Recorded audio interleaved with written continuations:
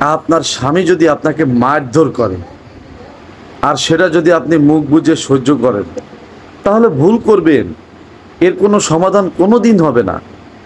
যখনই আপনার গায়ে হাত তুলবে তখনই কিন্তু আপনাকে এটার প্রতিবাদ করতে হবে।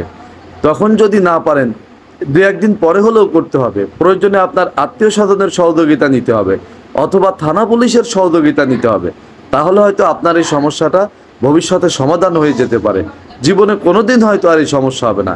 কিন্তু আপনি যতদিন মুখ বুজে সব সহ্য করে যাবেন, ততদিন দেখবেন যে এই অত্যাচারের মাত্রাটা দিন দিন বাড়তেই থাকবে, বাড়তেই থাকবে, যা একসময় আপনার জীবনকে অতিষ্ঠ করে তুলবে। শেষ বয়সে হলেও আপনার জীবনকে একেবারে নরক বানিয়ে দেবে।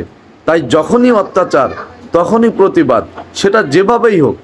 তার মানে এই নয় যে সে আপনাকে হাত তুললে আপনি তাকে মার্ডার করে ফেলবেন, বিষয়টা এমন না। আপনি আইনগত পরামর্শ নেবেন, সেটা আপনার আত্মীয় স্বজনের মাধ্যমে হতে পারে, থানা পুলিশের মাধ্যমে হতে পারে। মেইন কথা হলো আপনি আপনার